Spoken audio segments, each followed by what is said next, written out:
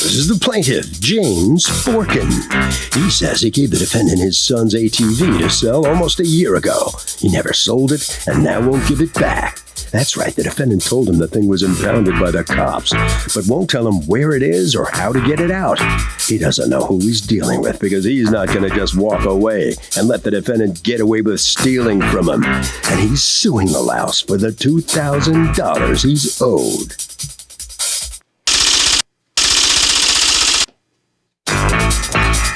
This is the defendant, Frank Kelly. He says the cops took the ATV and impounded it. He called the plaintiff and told him he needed the proper registration to get the ATV back, but the guy told him he didn't have any papers. 2 days later, the plaintiff called him on the phone drunk and screaming to pay him $2,000. Huh? If he had the proper papers, they wouldn't be here and he'd have his ATV back. He's accused of taking a guy for a ride.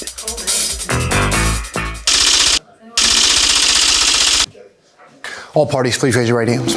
Welcome back to the People's Court. Next case on the docket. The plaintiff says the defendant has essentially stolen his son's ATV. The defendant agreed to sell it and now is all squirrely. And the defendant says the cops impounded it. It's the case of no terrain vehicle.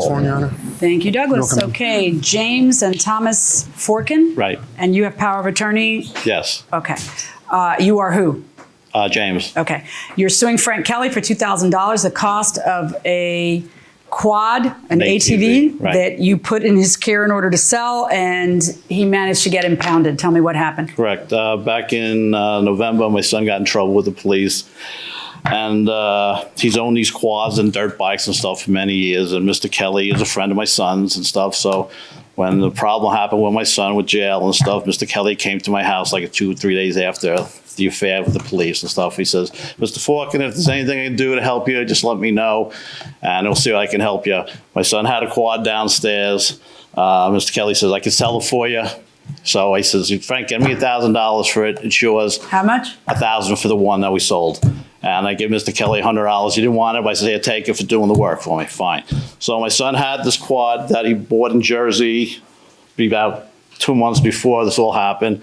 And he says, I think I can sell that one too for you, Mr. Forkin. I said, all right, good, Frank. I said, I need $2,000. That's what my son paid for it. He said, I'll get rid of it for you. That was the second week in December, probably. So he takes the quad, he put it in my truck, he has a storage shed in the town local to us. We bring it to his shed, his storage shell, and we leave it there. That was like the second week in December.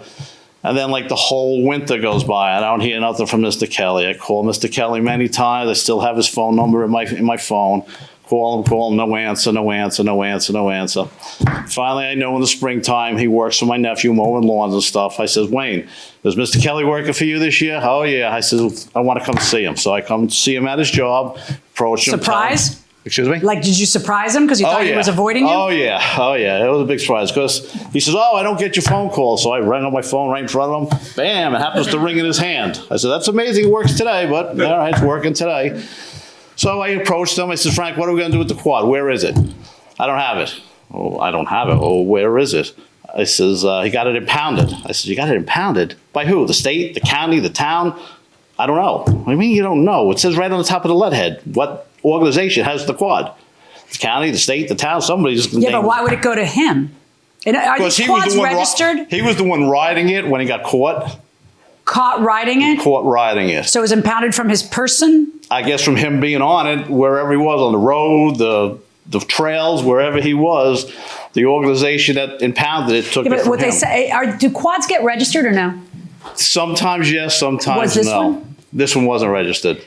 So nobody's sending a letter anywhere. So the only way you'd know is if you got stopped and you read the guy's uniform or accepted the paperwork from him when they took it from you. What happened to the quad?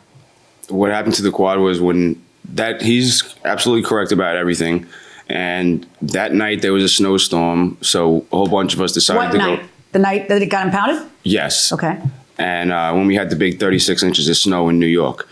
So we all went riding. Something happened. I guess it fouled out. And then we came back like 10 minutes later to come get it. The quad wasn't where we had left it. Where'd you go for 10 minutes? To my buddy's house to get a truck to go get the quad. Okay. Because it was on the side of 112. I don't think it was 10 minutes, but go on. Literally, it was right up the street. No, Right up the they're street. not It that was up the efficient. street. Yeah, no, they're not that efficient to come and take it. Did you? Where were you? Were you in the middle of the street because you could We be were. because it was 36 inches? Yeah, absolutely. All right, so then you leave it there, and then probably the plow comes, and then it sees it, and then it calls. That's probably what happened. But anyway, so go on. When we came back in 10 minutes, the quad was Who's not we, by the way? one of my friends. Do you have an affidavit from him, or is he here to testify? Negative. Okay, go on.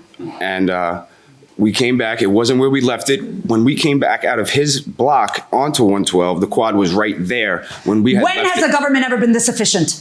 That in 10 minutes they'd managed to impound the quad. You know that what you're telling me cannot be 100% truthful. So is this defendant responsible for the quad? Yes, but people do make mistakes. He should have been a little more careful, but yes, he He's is. responsible. Responsible? Yes, responsible. Totally. His fault. He's guilty. Can I just ask, what's the thing here? We're a girl group. We're a girl group. You can find us at urbanextremecrew.com. That's extreme with an X. Yeah. Okay. Singing and dancing all around. So yeah. Interesting. Okay, going inside the courtroom. So it's impounded, and what happens? I don't know if the quad, when we seen the cops there, we left. Just like that, we left. You didn't go see the cops and say, "What are you doing? This is my quad." Blah blah blah. Absolutely not. Why not? Because you're fit to wasn't get in his. trouble. Excuse me. Oh, excuse me. I've been doing this without you my entire career. Okay, try that again. Why not? Because you're just bound to get into trouble. Why? Because you're riding it in a place where you can't ride it? Well, no, because at that point, the snow makes it legal to ride. So then why wouldn't you just walk up? Because, why wouldn't I what? Because the cops... What, you got a warrant out for your the arrest cops- somewhere? You're No, worried they're not going to at all. find out? What, Not at all. were you drunk? The What- cops in New York and quads and dirt bikes don't get along at all. They impound our stuff, and that's why we couldn't get the quad out, because he didn't have valid identification Tell me what for the happens quad. when it gets impounded. What do you do? You go down to the town No, impound. what did you do in this case?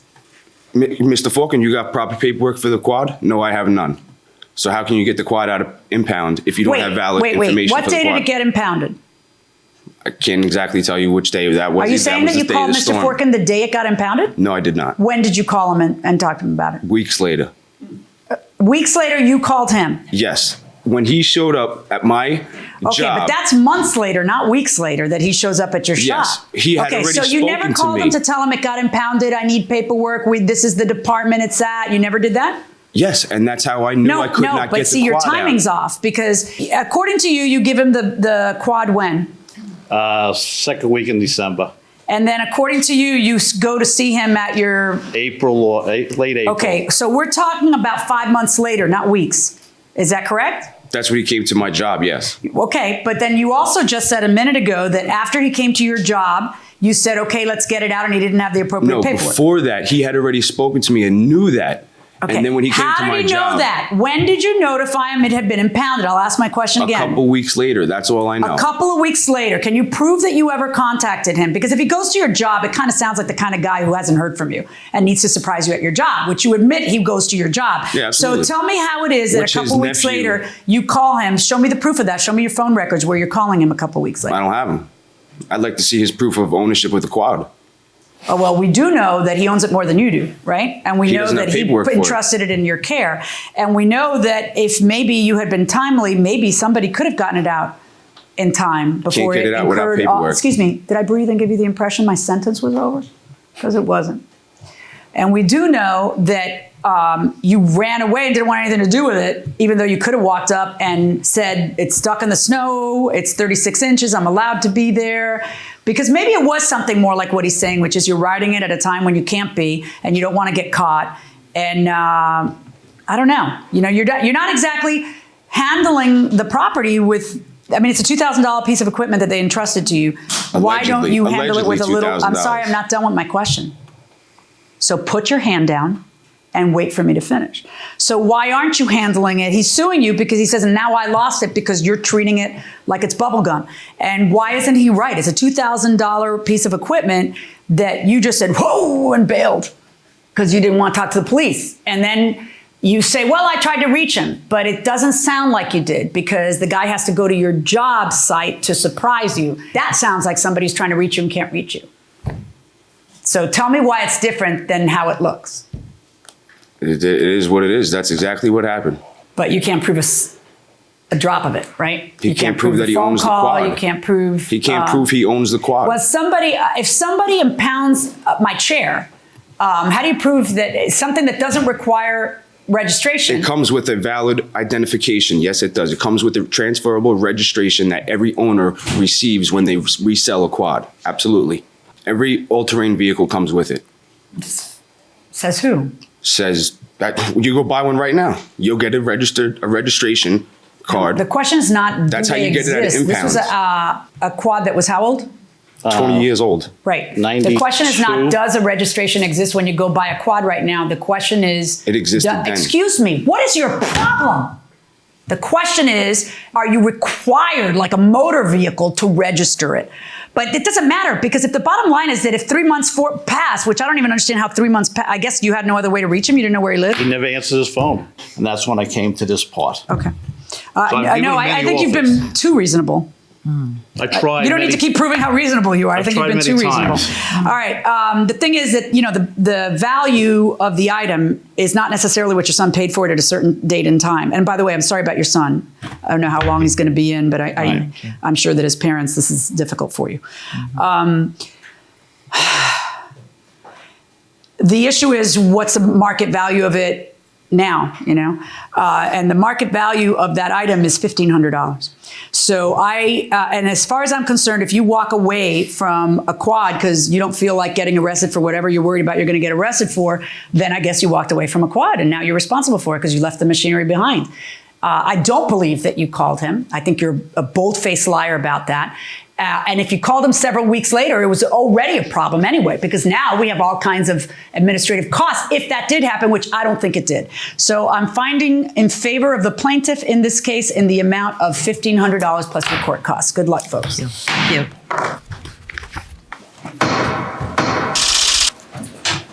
And so with that, the defendant comes out into the hallway here. What's your thought on this outcome?